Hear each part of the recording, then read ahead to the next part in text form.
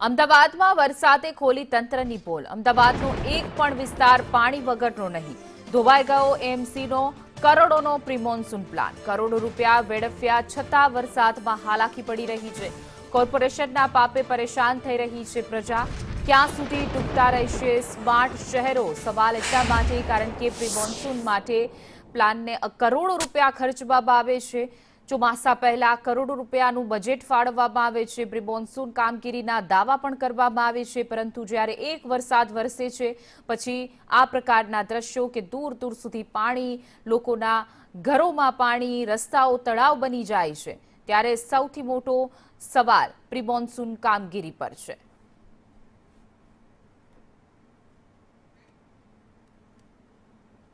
તો અમદાવાદના મકરબામાં વરસાદી પાણી યથાવત છે। વરસાદ અટક્યો છતાં પાણી ન ઓસર્યા। મુખ્ય રોડ ઢીચણ સભા પાણી ભરાયેલા છે। ગટર બેકમારથી લોકો પરેશાન થઈ રહ્યા છે। સ્થાનિકો પાણીમાં ચાલવા મજબૂર બન્યા છે। તંત્ર સામે લોકોનો રોષ યથાવત છે। તો પાણી હજુ પણ ઓસર્યા નથી। રસ્તામાં પણ પાણી હજુ પણ ભરાયેલા છે અને પાણીની વચ્ચેથી ચાલવા માટે લોકો મજબૂર બન્યા છે। મુખ્ય રોડ હોય કે તમામ જે રસ્તાઓ છે એમાં પાણી હજુ પણ યથાવત છે, જેના કારણે તંત્ર સામે રોષ જોવા મળી રહ્યો છે।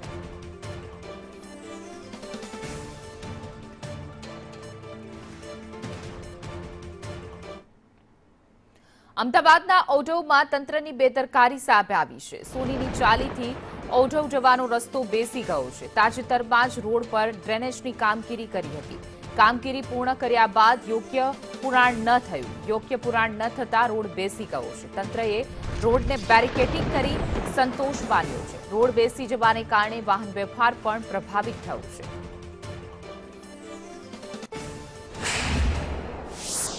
અમદાવાદ શહેરમાં વરસેલા ધોધમાર વરસાદે અમદાવાદ મ્યુનિસિપલ કોર્પોરેશનની પોલ ખોલી નાખી છે। અમદાવાદ શહેરના ઠેર ઠેર અલગ અલગ રસ્તાઓ પર પાણી ભરાય છે, તો કેટલાક રસ્તાઓ બેસી જવાની ઘટના પણ સામે આવી છે। દ્રશ્ય અમદાવાદ શહેરના ઔઢવથી સોનીની ચાલી તરફ જવાના માર્ગના છે કે જ્યાં આગળ રસ્તો બેસી જવાના કારણે આ રસ્તાને કોર્ડન કરવામાં આવ્યો છે। મહત્વનું છે કે લગભગ 100 મીટર જેટલો રસ્તો છે તે બેસી ગયો છે ભારે વરસાદના કારણે। આ રસ્તા ઉપર થોડા સમય પહેલા જ ડ્રેનેજની કામગીરી કરવામાં આવી હતી। ડ્રેનેજની કામગીરી બાદ યોગ્ય પુરાણ ન કરવામાં આવતા હાલ આ પરિસ્થિતિનું નિર્માણ થયું છે।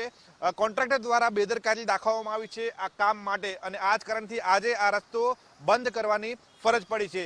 એક બે નહીં પરંતુ 4 થી 5 જગ્યાઓ પર ખાડા પડી ગયા છે અને સમગ્ર રોડ છે તે બેસી ગયો છે, જેના કારણે અહીંયા વાહન વ્યવહાર પ્રભાવિત થયો છે। આ રસ્તાને બંધ કરવાની ફરજ પડી છે। મહત્વનું છે કે આજે મોટો ભૂવો પડ્યો છે, મોટો ખાડો પડ્યો છે, તેના કારણે અહીંયા દુર્ઘટના થવાની પણ શક્યતાઓ સેવવામાં આવી રહી છે, જેના કારણે હાલ અમદાવાદ મ્યુનિસિપલ કોર્પોરેશન દ્વારા કામ ચલાઉ રીતે આ રસ્તાને કોર્ડન કરવામાં આવ્યો છે। જો કે હાલ આ રસ્તાને જો પૂરણ નહીં કરવામાં આવે તો અહીંયા મોટી દુર્ઘટના સર્જાઈ શકે છે। આ માત્ર એક રસ્તો નથી, પરંતુ આવા અનેક રસ્તાઓ છે કે જ્યાં આગળ આ રીતે ભૂવા પડ્યા છે અને રોડ બેસી જવાની ઘટના સામે આવી છે। જો કે અમદાવાદ મ્યુનિસિપલ કોર્પોરેશન દ્વારા આવા કોન્ટ્રાક્ટરો સામે કડક કાર્યવાહી કરવાના બદલે તેમને છાવરવામાં આવી રહ્યા છે, જેના કારણે આ કોન્ટ્રાક્ટર દ્વારા અવારનવાર આ રીતે ગંભીર બેદરકારી દાખવવામાં આવી રહી છે। જો કે આ પ્રકારની બેદરકારી દાખવવામાં આવશે તો આવનારા દિવસોમાં અમદાવાદના શહેરીજનોને રોડ ઉપર નીકળવું મુશ્કેલ થશે, અને આ જ કારણથી શહેરીજનો માંગ કરી રહ્યા છે કે આવા કોન્ટ્રાક્ટર સામે કડક કાર્યવાહી કરવામાં આવે, જેથી કરીને અમદાવાદના શહેરીજનો જીવ ન જોખમાય। કેમેરા પર્સન મુકેશ પરીખ સાથે પ્રતીક જાદવ, સંદેશ ન્યૂઝ, અમદાવાદ। તો અમદાવાદના બોપલ આંબલી રોડ પર વરસાદી તારાજીના દ્રશ્યો સામે આવ્યા છે। પોશ વિસ્તાર ગણાતા વિસ્તારમાં મોંઘીદાટ કાર પાણીમાં ગરકાવ જોવા મળી રહી હતી। મોટા ભાગના બંગલોમાં પાણી ફરી વળ્યા હતા। સ્થાનિક રહેવાસીઓએ તંત્રની બેદરકારી સામે રોષ ઠાલવ્યો। તો આ સાથે જણાવ્યું કે ગત રાતથી જ આ વિસ્તારમાં 6 થી 7 ફૂટ પાણી ભરાયા હતા, જે પાણી હજુ પણ ઓસર્યા નથી।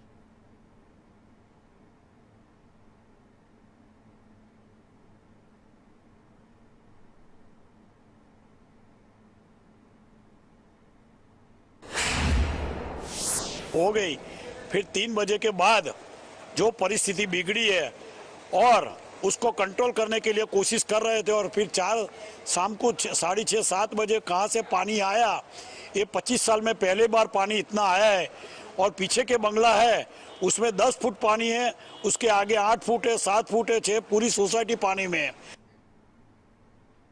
તો અમદાવાદના દાણી લીમડામાં ઘરોમાં પાણી ઘૂસી ગયા છે। પાણીથી બચવા લોકો માળિયા પર ચડ્યા છે। ઘરોમાં પાણી ભરાતા સ્થાનિકોને ભારે હાલાકી પડી રહી છે। દાણી લીમડા પોલીસ મદદે પહોંચી હતી। ફસાયેલા લોકોને ફૂડ પેકેટ પણ પહોંચાડવામાં આવ્યા હતા।